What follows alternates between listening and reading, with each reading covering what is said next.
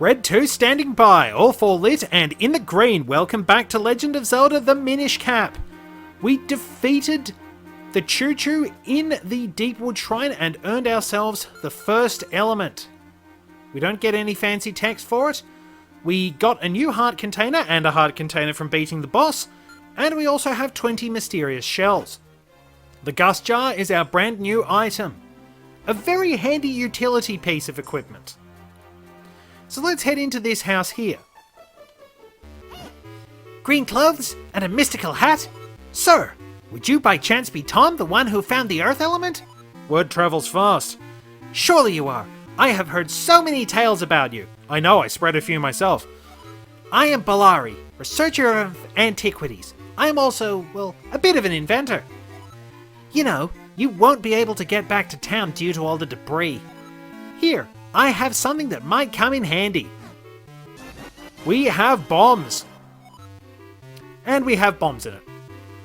We can blow up lots of stuff. Or at least 10 things. Unless, of course, we catch multiple things in the one explosion. So there we are. We stump up. And we're heading out of the forest. With this mysterious mark. What is this strange rock? Of course, the compulsion to cut down every bush and find things underneath it is Zelda tradition, so... Holder of the sacred powers, we grant you the power of wind. Whoa! It blew up? Hey kid, look at where that stone used to be. There's some strange symbol on the ground. Yes, of course. Why, that must be... Well, I haven't the foggiest, to be honest. So we will see that mysterious mark a few more times.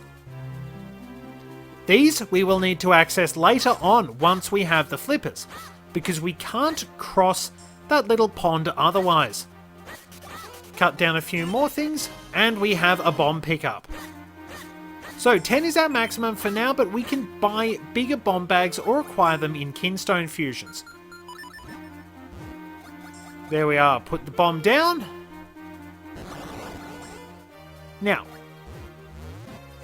the R button will let us throw them. That's pretty much standard. That was, interestingly, how it worked in the Oracle games. I think you could press the button again to throw it, and I'm not sure about Link's Awakening. Anyway, we're back in Eastern Hills, the lower part anyway. Those enemies aren't described as beetles, they're a spiked beetle or something like that. They'll hide under bushes and rocks. Take out their protection by cutting them down and then striking them with your sword. If you want to cross this gap, there is the mushroom over here. There's another one on the other side. So we can bomb our way through there. Pays to do that. And we can access that house later on for a Kinstone Fusion. So we will come back to that. And of course we have caves we can bomb. Keeping in tradition with the series, bombable walls will make a distinct sound when you hit them with your sword. There we are. So, right, the reason I cut myself off is because, quick demonstration. Got keys around you? They get sucked into the Gust Jar and defeated instantly. So they can be easily dealt with. If we head up here, we'll run into P-Hats. We can use the Gust Jar to set this as a projectile, move along, find the other one. And there we are. Enemies are very good projectiles against other enemies. Over here, this is a bean sprout. The Kinstone Fusion I mentioned down in the corner of Eastern Hills will transform that into a beanstalk we can climb. There will be rewards at the top. We'll get to that later on though. There will be separate episodes on Kinstone Fusions. Let's put our bomb in the right spot. Got all of them in one, and as you can see, here's our entry to the Minish Woods. Can we... Yes, we still can cut down signs. Interestingly enough, there was a sign-loving Subrosian in Oracle of Seasons who would give you a fake game over if you destroyed a certain number of signs. We're back to our Acro Bandits who scatter all over the place, but we can defeat them pretty quickly if we're sharp. That little farm's going okay, but for now, let's head back to South Hyrule Field and then on into Castletown, because we're about to learn about... Yeah, it's Hyrule Town, I know.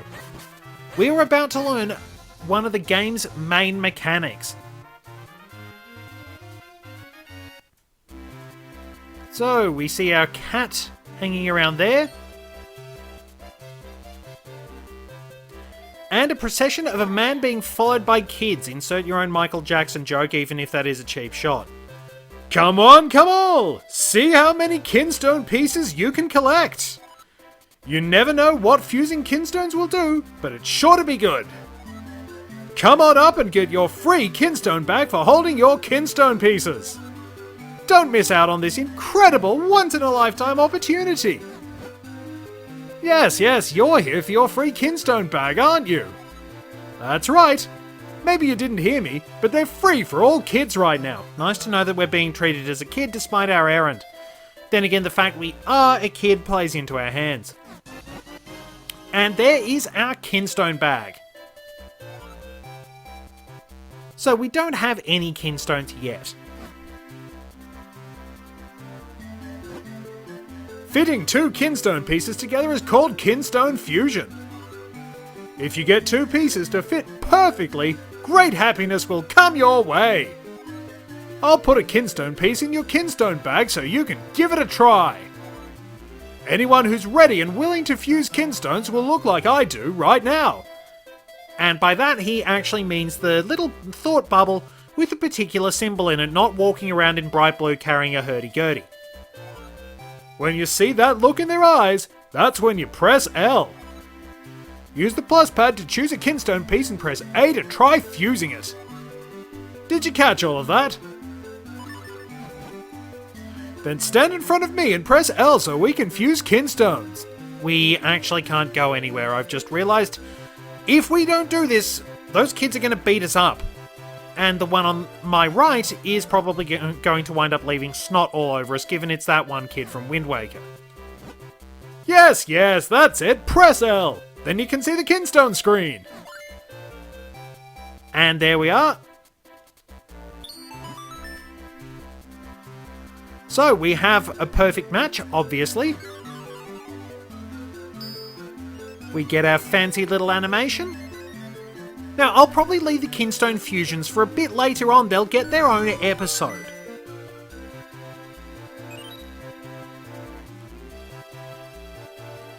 And, worth noting, when you fuse Kinstones, the map will show you what's changed and where. If we see that doorway, that means a new area has become accessible.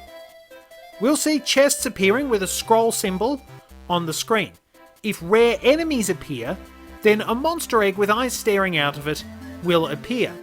Beanstalks will be represented by bean sprouts, and sometimes people appearing to do things will pop up as well, and by that, appearing to do things, not appearing to do things. Syntax is important. So there we are. A perfect fit! That means we're both due for a little happiness. See ya! So, part of the lore is that Kinstone Fusions, when successful, tend to bring happiness to people. So, we are 5 rupees short of a new wallet. Now, we can clear this off, but it won't come into play until the end of the next dungeon. Nor will this location. So, we can see the shoe shop is there. There's a monster challenge there. This mysterious place is not accessible yet, but it's tied into a side quest. We have the cafe over here. So, quick demonstration. People will look like that if they want to fuse Kinstones. Different symbols will appear. We'll need to gather certain Kinstones in order to fuse. There are green, blue, and red ones. There are 3 red ones, 3 green ones, and 2 blue ones. I'll put little decals up on the screen so that we know what's going on as we wander around a little bit. But if we do want to grab a bit of money, we can go and chase some chickens. Talk to Andrew because this is part of a side quest that will get us a heart piece. We will need certain items to complete the whole thing, so I'll come back to it later. Andrew always seems to have trouble with her cuckoos no matter what game she's in. So, to pick up cuckoos, the R button. Throw them in. Now, gold ones, they will break out of your hands after a while, so pick them up, throw them, chase after them. And there we are. Well, we got 3 of them back for her. Can we make it? There we are. We don't get extra rewards for getting more cuckoos than she asks for. So, we get 10 mysterious shells. That was a bit of a waste in all fairness, but that actually gives us enough to go into the shop and talk to Stockwell, because what we want to buy is this. This is our new wallet. Only 80 rupees for a wallet. It can hold a king's ransom in rupees. Will you buy it? So we can now hold 300 rupees. Much obliged, my good lad. Please, do not hesitate to stop by again. I think the outfit might have a slight oriental vibe to it, but I don't know. I don't think I could pull off an oriental accent.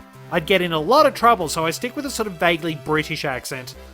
So let's do another round of cuckoo chasing, so we can put some money in here.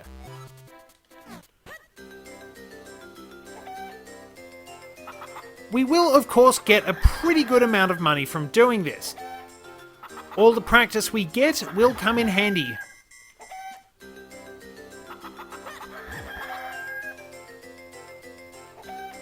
And let's make sure we get this one in there just because I can. And there we are. So let's see how much we get. We get more mysterious shells, which is handy. And we got another 80 rupees, so there we are. There's a refund on our wallet. Not too shabby. Now, this house will not be inhabited. Just yet. We'll be able to help somebody live there soon. Kinstone Fusion is, of course, involved. But for now, let me divert. And we'll head on into the dojo. I am Swiftblade, finest swordsman in all of Hyrule. If you train with me, I guarantee that you will increase your skill dramatically. So, would you like to train here? We shall start with the most basic of all techniques. I shall teach you the spin attack. First, press and hold your sword button. Second, build up enough power. Third, release your destructive might. That's all, young swordsman. Do you understand? Haha, very good. You are a very quick student. But one must feel the technique, not just hear about it. That's why I will now possess your body so as to demonstrate the technique. I call this the Swiftblade Switcheroo Technique of Training. Watch this. Switch. Roo!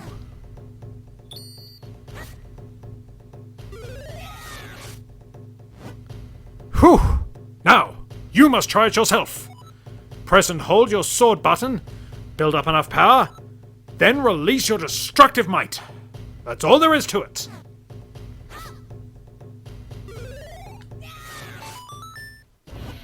Yes! Fine work! You're a quick study. I will now give you this Tiger Scroll. If you ever forget this technique, you can review it with this scroll. You may view it any time from the quest status screen. Mind you, if you forget the spin attack, you're probably having a really bad day in all fairness. I mean, we all have those little brain farts along the way. So, we have learned a new sword technique, and there will be many more of these. we will learn little improvements along the way too. So there's not really a lot we can do in Hyrule Town just for now. We can go looking for Kinstones. But at the moment, I don't necessarily recommend it. What we should be doing if we want to make a bit of progress is to head out to the west. That's the only way we can go as part of the story. We can't get through here because there is a dog in the way. So that's a bit of a problem for us, and it's not moving, and I'm terrible with dogs. Anyway, we can talk to this particular guard who will move in sync with us. Hang on, can I... I'm gradually moving away from him. Yes, we can make him dance! Okay, anyway. Oh, so you've learned the spin attack! It's still dangerous, but maybe you can handle it. Well, let's see how you do. Show me that spin attack. Making sure to step back so we don't hurt him. Yeah, that's the one! But there are monsters out there, kid. You just make sure you're careful. So we now have free passage into the Trilby Highlands, where we're immediately greeted by a bandit enemy. Those adversaries will charge at us and generally knock money out of us. Worth noting, those beetle enemies I mentioned earlier can actually hide under these rocks. Found a couple of mysterious shells, that's not too shabby. Things will really open up once we get to the Cave of Flames, the second dungeon. We clear that and we're going pretty well on overworld exploration.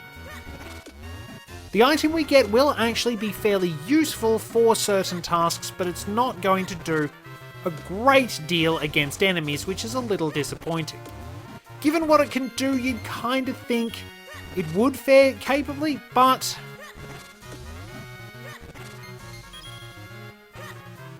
So, if we tour around here, we'll see another one of those little doorways. We can't get into those just yet. We can head up here and make a shortcut into North Hyrule Field, but there's nowhere really we can go because there's just a hole and we can't do anything down here. 5 rupees, I'll take that, without falling off. So those holes, on the other hand, will actually be fairly important. Once we get the item from the Cave of Flames, anyway. Over here is the base of Mt Crenel. And as you can see, there's a wall to bomb through.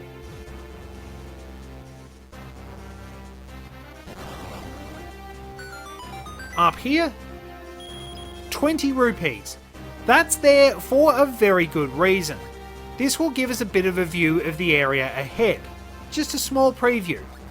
And it's also meant to hint that we have to do certain things in order to proceed. Speaking of certain things, let's get our shield out. Okay, you got me! I'll make it up to you by telling you something good. A friend of mine, in a cave in the south of Trilby Highlands, has a handy tool. If you want to climb Mt Crenel, I suggest you go buy it from him. So, that handy tool is our first bottle, because we will need said bottle to make our way through Mt Crenel.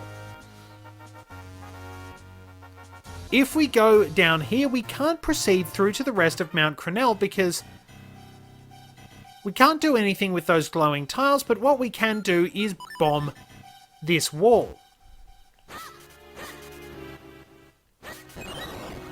No bomb pickups, which is a little sad.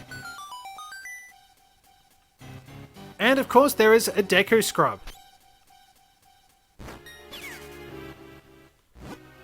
Okay, you got me. Let me make it up to you. You can have this most deluxe of all bottles for only 20 rupees. So, what do you say, huh? Not bad. Thanks a lot. So, that bottle will enable us to get through Mt Crenel by automatically growing beanstalks, pretty much. Kinda surprising if I'm gonna be honest. It does make you wonder why so many plants in the Zelda series just seem to grow really, really quickly. You had to wait in Ocarina of Time for 7 years to pass so you could actually wind up using those, using the magic beans, but you could sprinkle water on them or wait for it to rain in Majora's Mask. Oh, good.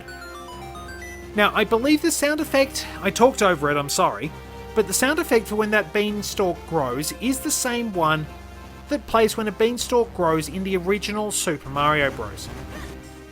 Now, Tektites. Pretty much behave as you'd expect. Blue ones are faster, but there is only one blue Tektite. We also have rocks falling from the summit of Mt Crenel.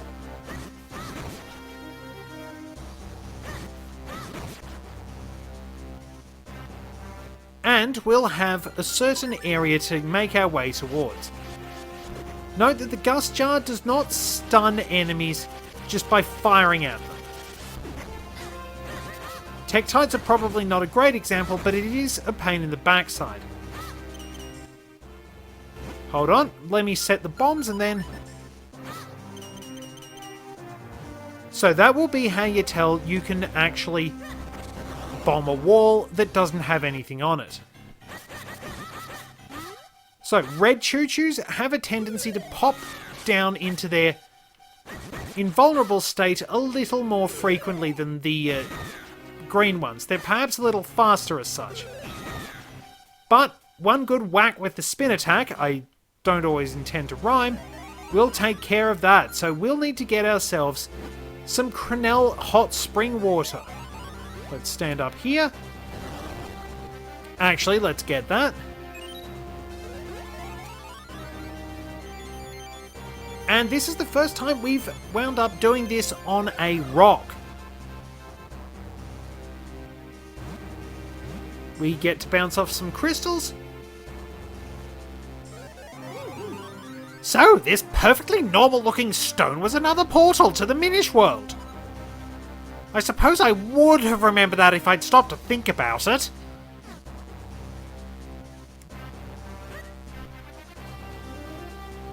So, let's make our way through this area. We can see a few textures will be reused, like the decayed leaves and so on. But they do still wind up adding to the atmosphere. And why are there random rocks rolling down the road? So, we need our hot spring water. It will not actually cool down. So, let's avoid these enemies and away we go. Switch our shield back for now, I think, or should I have the Gust Jar? So once we wind up growing back to full height, we can just jump down and continue on our merry way. There will be a little bit of adventuring before we wind up getting to where we need to go. We have to tour the base of Mt Crenel for a bit longer.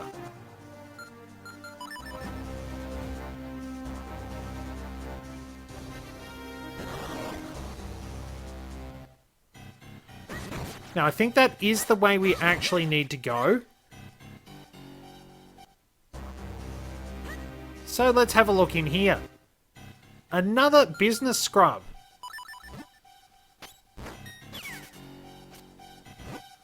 Okay, you got me. I'll make it up to you by selling you bombs, 10 of them for 30 rupees. So what do you say, huh? Well, we do need some, so let's grab them. That's the going rate for bombs. Thanks a lot.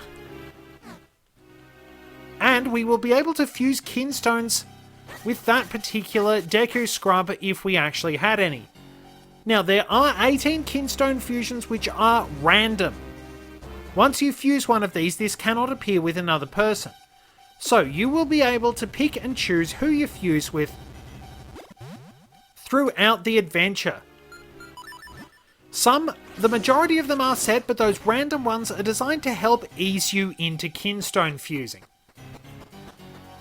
And these enemies, Helmasaurs. Use the Gust Jar to draw off those masks and basically...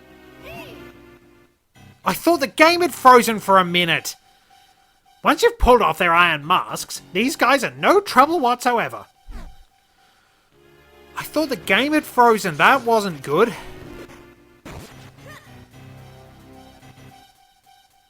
God, exposition can be so annoying sometimes. Anyway, we'll dispatch those and we shall step outside.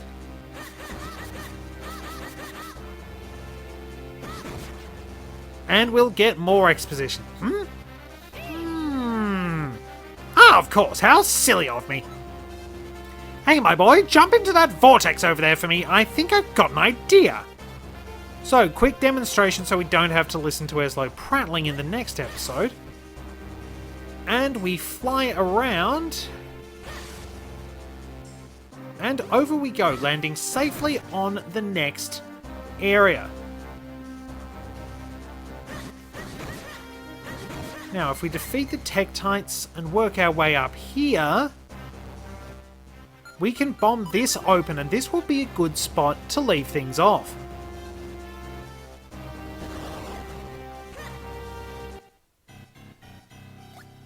So this looks very reminiscent of a room in...